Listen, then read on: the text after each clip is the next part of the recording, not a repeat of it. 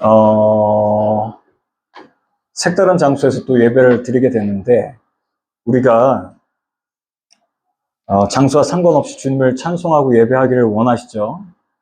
주님께서 거하시는 장소가 어디시죠? 우리 마음 가운데, 우리 마음 가운데 거하신다. 예.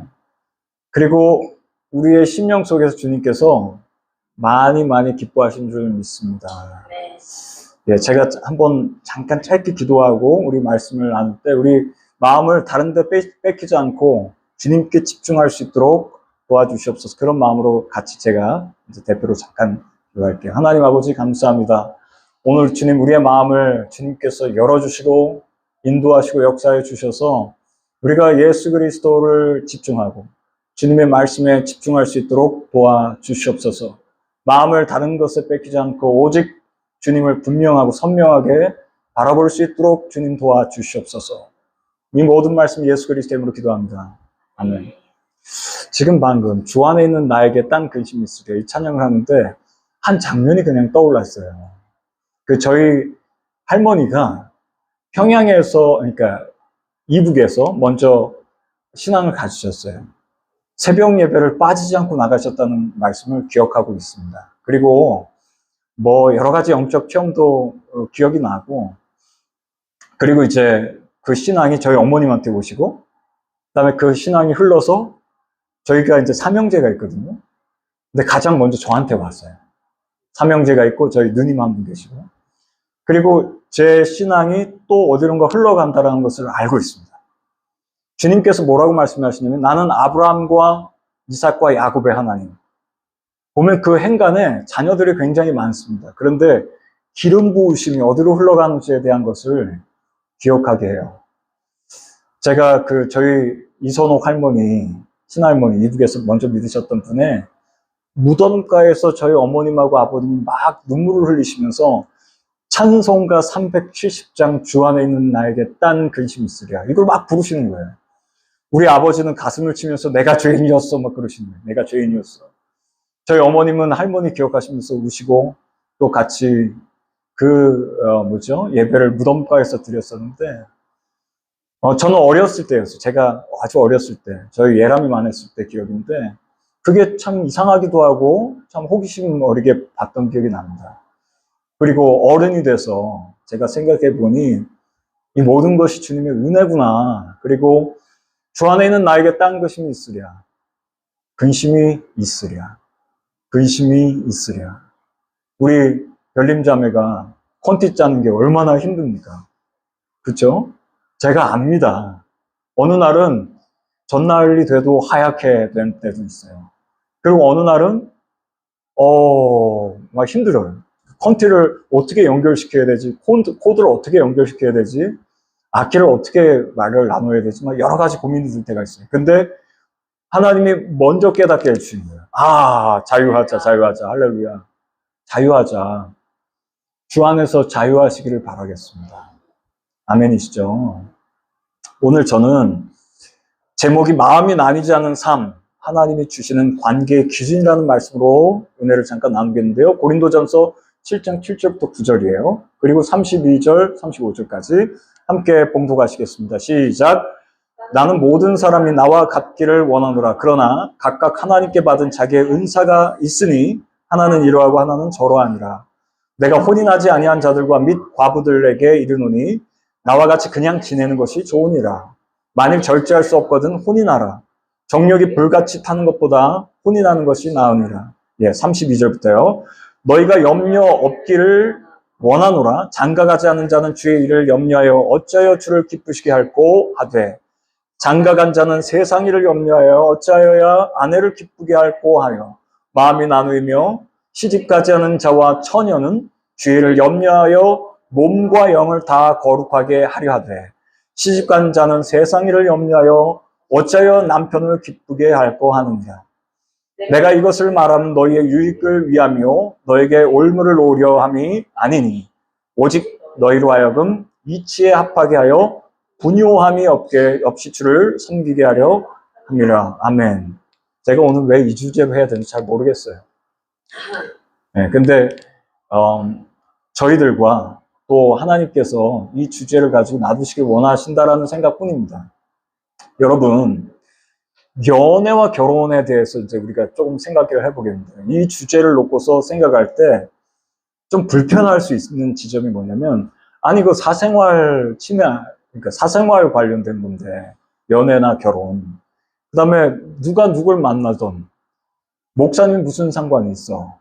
아니면 내가 뭐 굳이, 내가 좋아하는 남자 만난다는데, 내가 좋아하는 여자 만난다는데, 신앙은 신앙이고 사랑은 사랑이고 우리 그것 좀 나누자. 이런 생각을 할 수도 있다라고 하는 생각을 잠깐 해봤습니다. 근데 성경적으로 보면 이거를 두 조각으로 나눠주지 않고 있어요. 이거를 하나로 다루고 있는 것을 오늘 본문 말씀을 통해서도 알고 성경 전체적으로 결혼과 연애 이런 부분들을 말을 하고 있다는 겁니다. 그 다음에 단순히 연애, 단순히 결혼이 아니고 성경은 뭐라고 얘기하면 이것을 하나의 예배로서 다루고 있다라고 하는 것이 말씀입니다. 아, 처음 들어봅니다. 혹시 처음 들어봅니다. 아니, 결혼과 연애가 예배라고요? 이게 진짜 예배입니까? 이런 질문을 할 수 있어요. 근데 내 삶의 주인이 누구인가에 관한 주도권에 관한 이야기를 성경적으로 성경에서 말씀하고 있습니다. 여러분 한번 생각해 봅시다. 여러분 마음의 중심이 어디에 있습니까? 네, 여러분 마음의 중심이 어디에 있습니까? 내 마음의 중심. 내가 정말로 하나님의 기준을 가지고 현재 살고 있는가? 스탠다드가 하나님이신가? 예수 그리스도신가? 성령님의 인도하심에 따릅니까? 아니면 나인가라고 하는 주도권에 관련된 힘이 어느 쪽이 더 셉니까? 오늘 그걸 한번 돌아보는 시간 됐으면 좋겠고요. 어떻게 보면 결혼, 연애 이게 보면 사랑의 문제로 보이지만 정체성의 문제이고 주도권의 문제이다. 신앙적으로 보면 그 말씀을 드립니다. 왜 그러냐면은 요즘 시대 보면 우리가 만나는 것, 남자와 여자가 만날 때 보면은 쉽게 만나기도 하고 쉽게 헤어지게 되는 모습들을 봐요. 근데 그 내면에 어떤 마음이냐면 외로움이라고 하는 것이 있고 두려움이라고 하는 것이 있습니다. 그래서 보면요, 에이 모르겠다, 그냥 이 사람 만나자. 그리고 출발을 했다가 쉽게 상처받고 무너지는 부분들이 있는 것을 확인하게 됩니다. 근데 이게 보면 사람만 잃어버리는 것이 아니고 뭐까지 잃어버리면 신앙마저도 휘청거리는 것을 보게 되는데요. 이걸 오늘 이제 성경적으로 한번 짚어볼게요. 이게 어떻게 해야지 될까? 또 어떤 모습으로 우리가 살아가야 될까? 이런 부분들을 한번 다뤄보겠습니다. 첫 번째로 각 사람의 상태는 결핍이 아니라 하나님이 주신 은사적 자리다 이런 말씀을 하고 있어요. 오늘 읽은 본문 말씀 중에 신기한 말씀이 뭐냐면 7절에 보면 나는 모든 사람이 나와 같이를 원하노라 그러나 각각 하나님께 받은 자기의 은사가 있으니 하나는 이러하고 하나는 저러하니라 이렇게 말씀하고 있어요. 아니 결혼을 얘기를 했는데 그러니까 뭐냐면 사도 바울은 독신이었어요. 근데 결혼과 관련된 이야기를 하다가 갑자기 은사라고 하는 키워드로 넘어갑니다. 이게 왜 그런가? 도대체 무슨 관련이 있는가? 결혼과 은사와의 관계가 뭐냐라고 하는 거예요. 그리고 도대체 그냥 그 자리에 있으라고 하는 표현은 뭘까? 이 부분을 한번 생각을 해보겠는데요. 우리가 보면은 나는 아직 연애를 못했다. 나는 모태솔로야. 아니면 나는 아직 결혼을 못했다. 나는 혼자다. 나는 혼자다, 나는 혼자다, 나는 혼자다. 이 말 속에는 뭐가 있냐면 그 밑바닥에 나는 지금 결핍 상태다라고 하는 얘기를 하고 있는 거예요. 나는 뭔가 없다라고 하는 거예요. 그래서 누군가가 좋은 사람 없어요? 물어보면 그냥 웃어서 넘깁니다. 그런가요?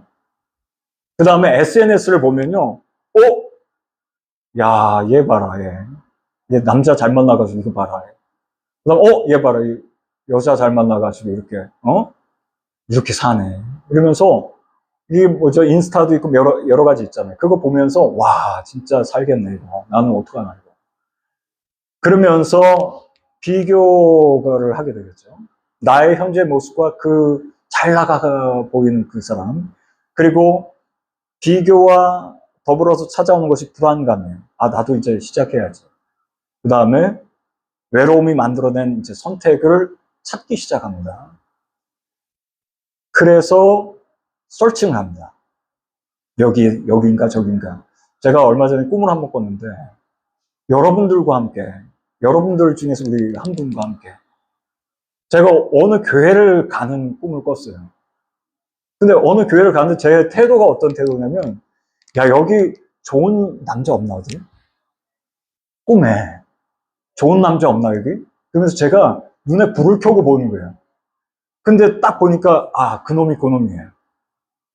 그래서 안 되겠다. 우리 한 분한테 안 되겠다. 딴 교회 가자 그랬어요. 딴 교회 갔더니 또 그놈인 것처럼 보여요. 그래서 안 되겠다. 또 딴 교회 가자. 밤새 이걸 하고, 밤새 이걸 하고 있는 저를 발견했습니다. 그래서, 아, 나도 간절한가 보다. 그런 생각을 했는데, 우리가 이제 보면요. 비교와 불안에서 만들어낸 뭐죠? 설치는 이게 잘못 갈 수가 있는 것이 있는데, 오늘 성경 말씀에 다시 말씀드리면, 각각 하나님께서 주신 자기의 은사가 있다 이렇게 말씀하시는데 이게 도대체 무슨 말이냐. 바울이 이거를 말을 하고 있는데 도대체 무슨 은사냐라고 하는데 이것은 뭐냐면 나의 생각을 끊고 하나님께서 주신 믿음의 은사든 그 선물적인 것들을 가지고 지금 하나님 주권으로 돌아가라고 하는 말씀을 하고 있는 겁니다. 조급해하지 말고. 바울이 말을 할 때 그러니까 내 생각은 이렇지만 결정은 하나님이 하신다는 겁니다. 누가 하신다고 결정을? 하나님이 하신다. 내가 원하는 길이 아니라 하나님께서 우리에게 은사로 나누어 주신 것들과 함께 그것을 통해서 여러 가지 길이 있다는 얘기를 하고 있는 거예요. 근데 만약에 이걸 이해하지 못하면 평생 흔들리는 경우를 너무 많이 봤습니다.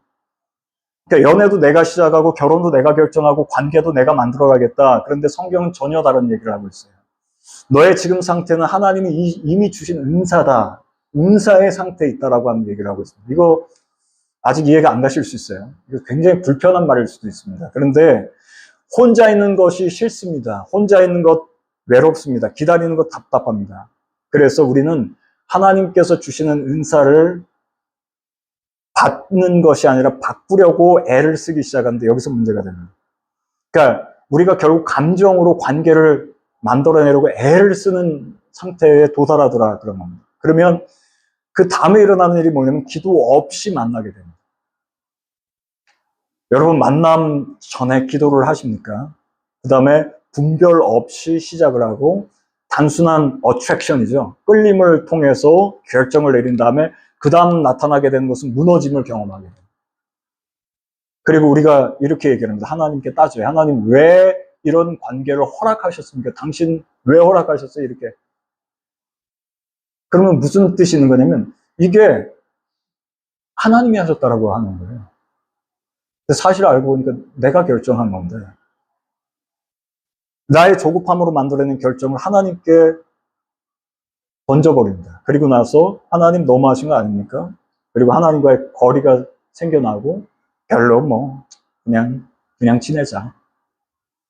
그래서 8절에선 더 세게 바울이 뭐라고 얘기하냐면 그냥 지내는 것이 좋습니다. 이렇게 얘기합니다. 이거 도대체 무슨 얘기지? 그냥 지내라고?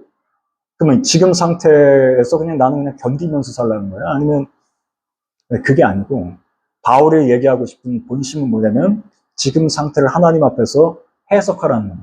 이해하라고 하는 말씀하고요. 왜냐하면 지금이 하나님께 오히려 집중할 수 있는 시간, 찬스가 왔다라는 말씀을 바울은 하고 싶은 거예요. 예, 그러면서 집중할 수 있는 은혜의 시간으로 해석을 할 수 있는가에 관한 포인트를 지금 말을 하고 있는 거죠. 어떻게 할 공백의 시간이 아닌데 만약에 공백으로 생각하면 우리는 어떻게 이해를 하냐면 이 사람이 나를 채워주길 바랍니다. 나의 부족한 영역들을 채워주길 바라요. 그 다음에 나를 혹은 나만 이해해 주기를 바랍니다.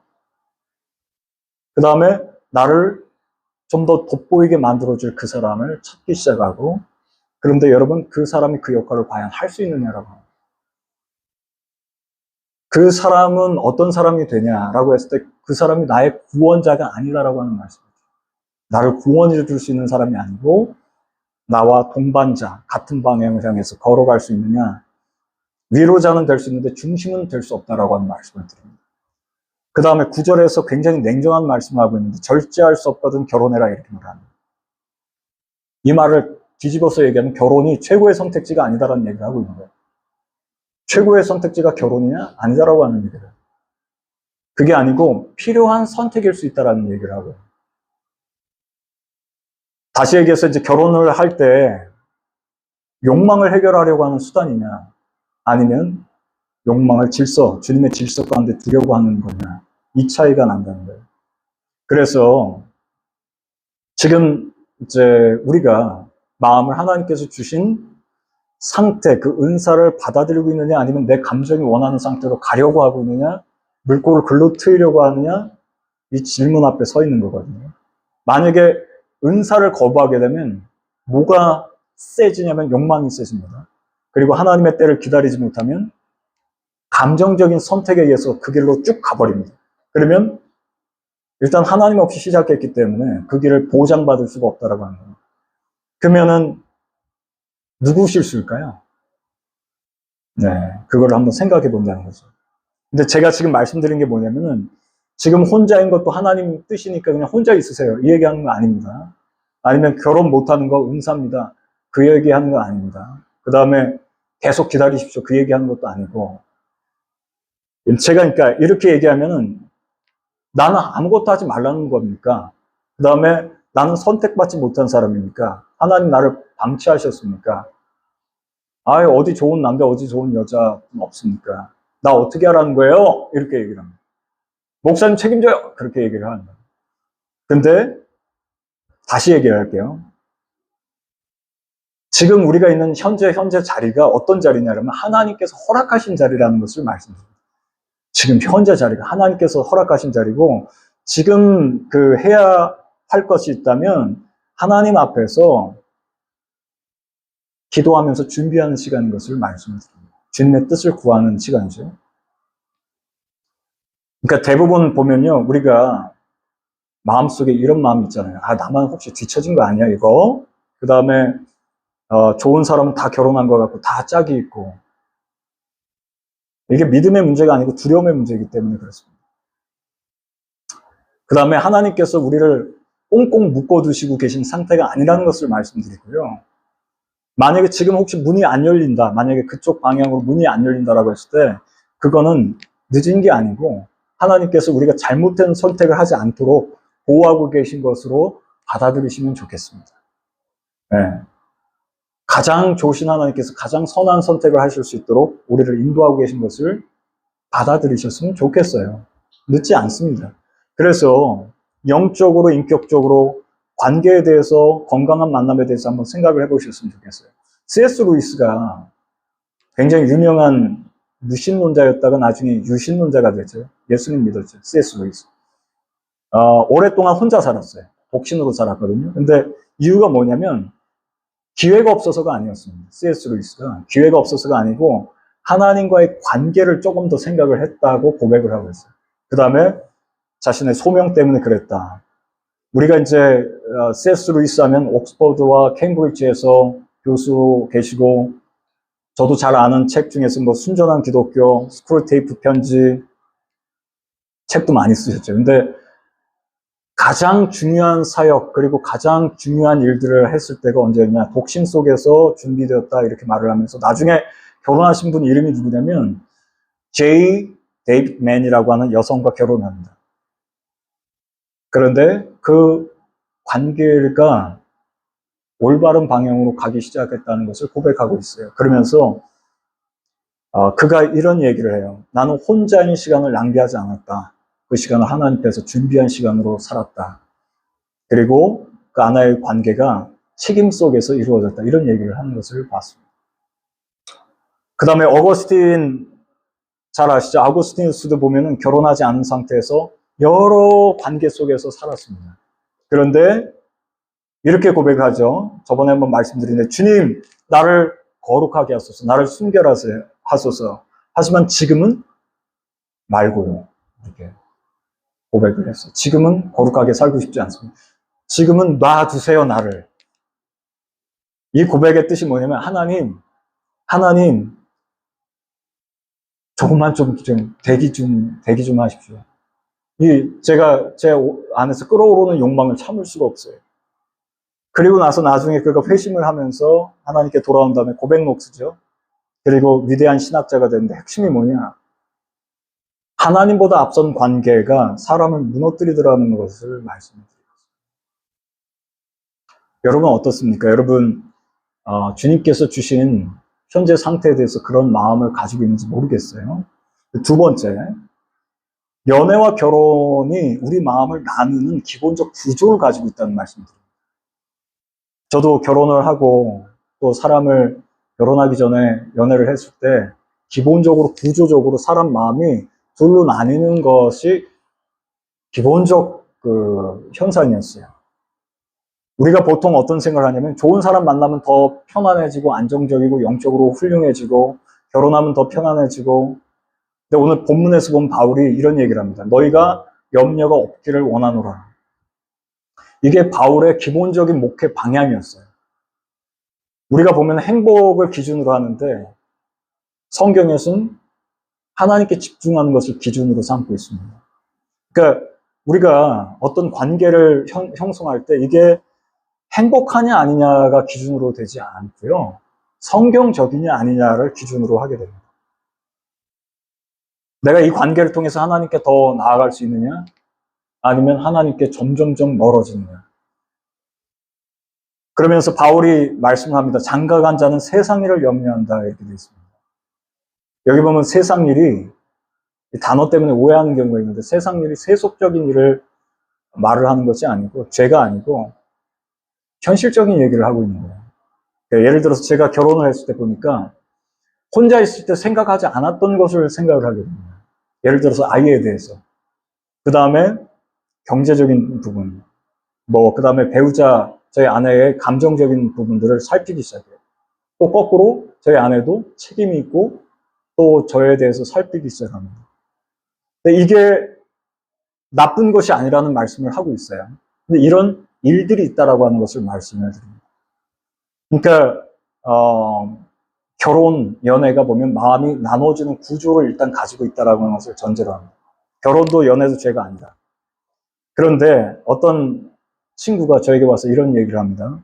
솔직한 얘기인데 아이가 울 때 짜증이 난다는 거예요. 아이가 울 때 짜증이 난다는 거예요. 그리고 기도하려고 하면 기도도 안 되고 또 재정적으로 문제가 생기면 교회도 나가기 싫다는 거예요. 그 다음에 마음이 불안해지면 항상 현실로 돌아오더라 이 얘기를 합니다. 근데 이 자체가 이상한 건 아니다라는 거예요. 이게 굉장히 구조적인 부분이다. 그런데 여기에서 이제 질문을 던질 게 뭐냐면 내가 정말 하나님을 사랑하는가? 네, 내가 정말로 하나님을 사랑할까? 그 다음에 나는 상황이 조건이 되는 만큼만 사랑하나? 아니면 내가 전적으로 주님을 사랑하는가? 여기에 대해서 바울이 34절에 이렇게 얘기를 해요. 마음이 나뉘었느니라 이렇게 표현하고 있어요. 마음이 나뉘었다. 헬라어 원문을 보면 찢어지다, 갈라지다, 분열되다 이런 뜻을 가지고 있어요. 이건 뭐냐면 내면의 중심이 둘로 갈라졌는데 예를 들어서 연애를 시작했는데 계속 하루 종일 그 사람이 얼굴이 떠나지 않습니다. 그렇죠?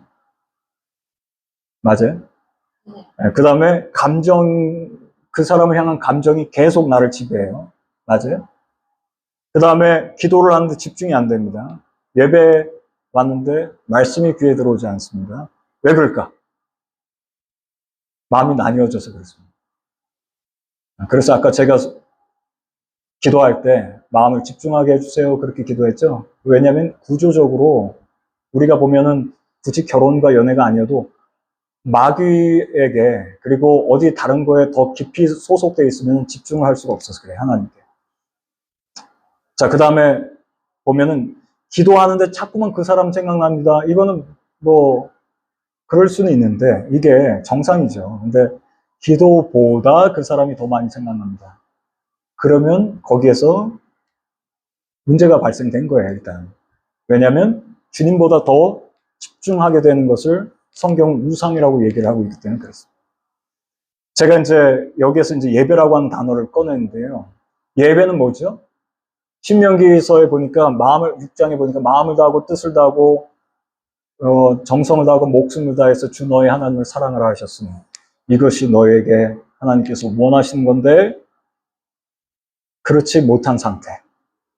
그러면 그것은 주님만을 경배해야 되는데 주님만을 경배한다라고 하지만 그렇지 않은 상태.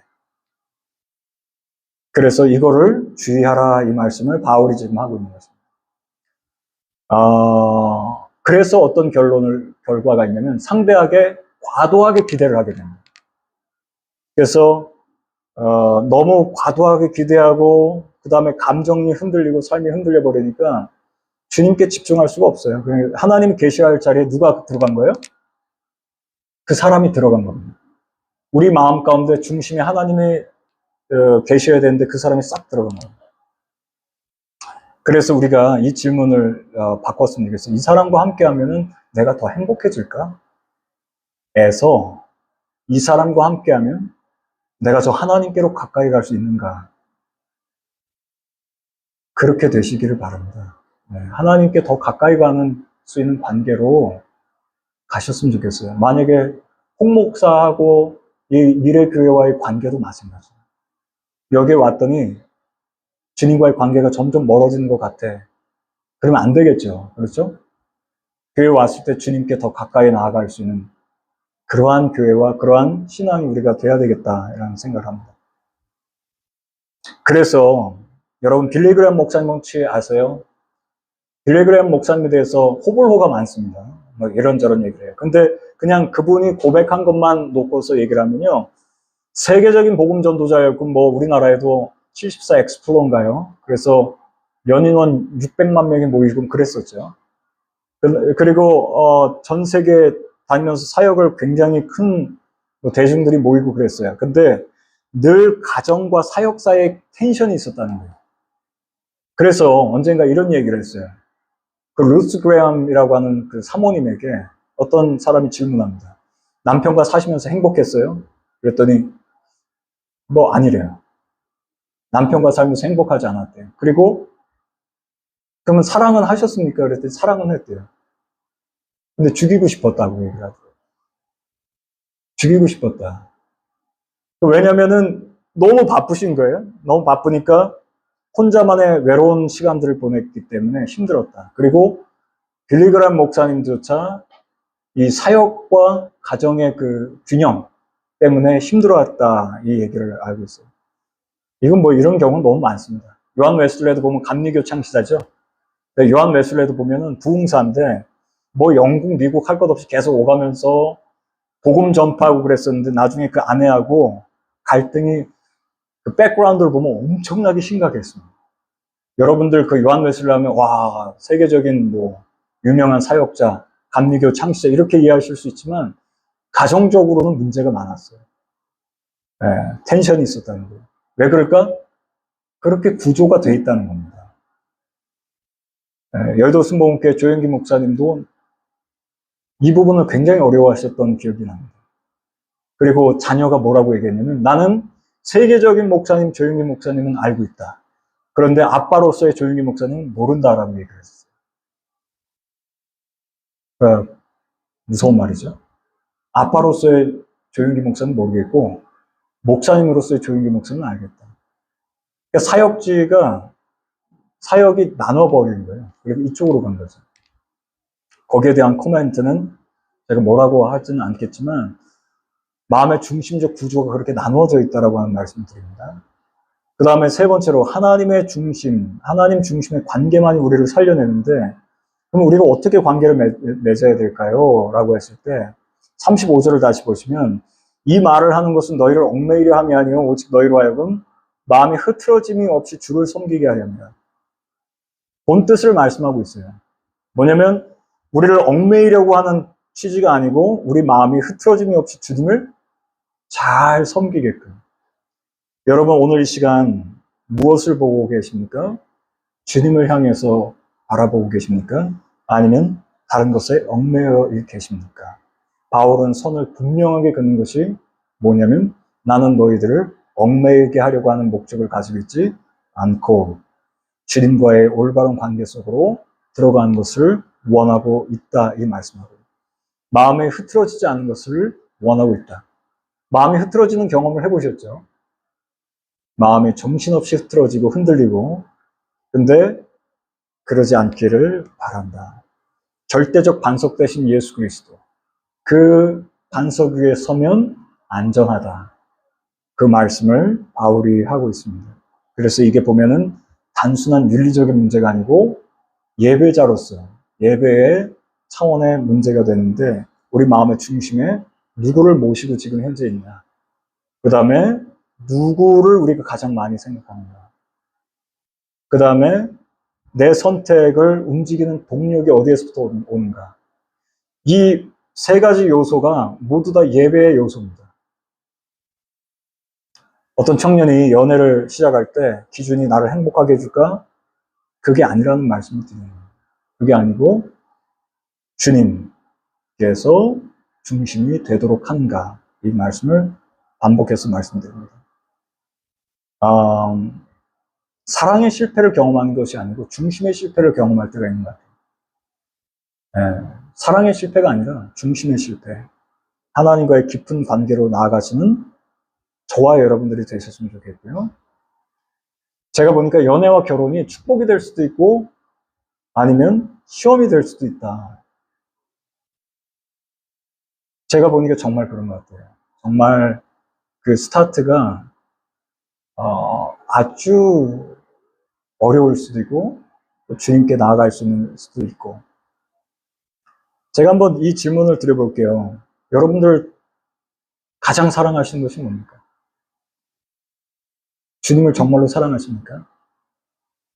여러분 본회포 아시죠? 나치 시대 때 믿음 지켰던 신학자요. 나중에 이제 목숨을 바치죠. 그 약혼자가 있었는데 마리아 폰 웨데미어, 이런 약혼자가 있었어요. 근데 이 여인하고 감옥에서 관계를 계속 이어가요. 감옥에 본회포는 갇혀 있고, 그리고 이 마리아하고 같은 관계를, 그러니까 관계를 계속해서 이어나갑니다. 근데 이 본회포는 그 관계 속에서 중심을 분명히 했다라고 얘기를 해요, 본인이. 근데 뭐라고 얘기하면 하나님에 대한 순종이 먼저다라고 하면서 늘 그 편지 관계 속에서 그런 관계를 이어갔다. 그리고 나중에 본회포가 처형되잖아요. 그리고 결혼은 끝내 이루지 못합니다. 약혼만 하고 결혼을 이루지 못했는데, 이 관계가 그러면 실패냐라고 했을 때, 이 관계가 하나님 중심에서 이루어졌다면 실패가 아니다, 이 말씀을 하고 있습니다. 마지막 제가 사례를 한 번 더 드릴게요. 브리스길라 아굴라 아시죠? 바울을 도왔던, 고린도에서 만나고 바울을 도왔던 브리스길라 아굴라, 함께 사역하고 함께 교회를 세우는데, 그들은 어떤 중심이었냐면 그리스도를 중심으로 해서 만났습니다. 그리고 만나면 만날수록 그 관계가 그리스도를 향하게 됐습니다. 누구하고? 바울과. 그리고 그 브리스길라 아굴라의 관계도. 그 다음에 만나면 만날수록 사명이 뚜렷해지고, 이거예요. 그러니까 여러분은 혹시 만나면 만날수록 주님이 원하시지 않는 곳으로 간다, 그러면 그거를 정리하셔야 합니다. 그리고 여러분들이 만나면 만날수록 예수 그리스도로 나아갈 수 있는 길이 열린다, 그럼 거기로 가셔야 됩니다. 그리고 그것을 우리가 지금 준비하고 있는 시간인 것을, 은사적으로요, 준비하고 있는 시간이다. 우리가 하나님과의 건강한 관계로 가는 것을 바울도 원하고 예수님도 원하고 미래교회도 원하고 있다라고 하는 말씀을 드립니다. 여러분, 우리가 기대를 사람에게 하거나 아니면 주님 이외에 다른 것들에게 기대를 하게 되면 반드시 실망합니다. 반드시 실망합니다. 그런데 하나님 중심으로 가서 그 말씀에 순종하면서 신앙 안에서 스텝을 밟아 나가면 좁은 길인 것 같아도 그 길을 주님께서 기뻐하시는 길이고, 견고한 믿음으로 주님께서 스텝을 옮겨 나가시게 될 줄 믿습니다. 여러분, 오늘 주일날 우리가 함께 모여서 예배 드리는데 왜 예배를 드리러 여기 오셨습니까? 여기 예배를 드리러 오셨을 때 우리가 하나님께, 그리스도께 나아가려고 오셨는지, 그것이 우리를, 현재를 결정짓고 미래를 열어가는 핵심입니다. 우리가 오늘 말씀을 나눈 것에 한 문장으로 얘기한다면, 누가 내 마음의 중심에 있는가 일부분입니다. 누가 내 마음의 중심에 있는가, 누가 주인이신가, 그리고 그게 진짜인가라고 하는 말씀. 제가 오늘 사실 여러분들께 전화를 드리려고 했어요. 그러니까 연락을 따로 드리려고 했어요. 도저히 안 되겠다, 오늘 예배가. 네. 그리고 이거 어떻게 하지? 약속도 있고 오후에. 그리고 우리 남자 학우들이 오겠다라고 했는데 내가 어떡하지? 하나님께서 힘을 주셨어요. 일단 제가 얼굴이 지금 조금 멀쩡해 보이죠? 아닙니까? 조금 멀쩡해 보이죠? 하나님께서 붙들어 주셔서, 은혜를 주셔서 그래요. 제 마음속에 타오르는 마음이 뭐냐면요, 저와 여러분들이 다 같이 주님께로 나아가기를 원해요. 매주마다.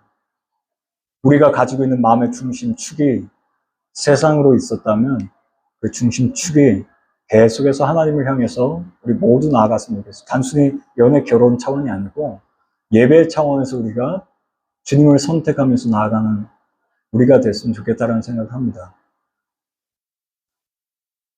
저는 그렇게 될 것을 믿어요. 제가 얼마 전에 한 번 더 우리 멤버들하고 나눠야 되겠다 생각했던 건 뭐냐면, 아마 미래교회가 가장 큰 교회가 될 거예요, 여기서. 단순히 큰 교회를 추구하는 것은 아닌데요, 주님께서 원하시는 올바른 방향으로 함께 다 같이 나아가는 많은 사람들이 붙기 시작할 것이다라는 믿음의 확신을 가지고 있습니다. 우리가 지금 보면은 씨앗을 심었어요. 그리고 그 씨앗이 땅 위에서 형태로 드러내기까지 시간이 좀 걸릴 수는 있지만 분명한 방향을 가지고 나아간다. 어디로 방향을 가졌냐? 예수 그리스도께로 나아간다. 그리고 하나님께로 나아가고 더 가까이 나아간다. 우리가 지금 있는 현재 모습, 그것이 아니고 믿음의 눈으로 바라볼 때 우리가 주님께서 요구하시는 그 믿음의 장성한 분량까지 반드시 나아갈 것을 저는 확신하고 있어요. 저는 확신하고 있습니다. 여러분들이 그런 수혜자가 모두가 될 것을 믿습니다. 네, 저 정말 그렇게 믿어요. 또 여기 오늘 우리가 사람 바라보면 실망할 때가 있죠? 거기 보시면 안 됩니다. 주님 보셔야 됩니다. 주님 보시고 무너지지 않고 신실하신 주님 바라보시고, 네, 주님과 연애하시고 주님과 결혼하십시오. 우리 같이 잠깐 기도하겠습니다.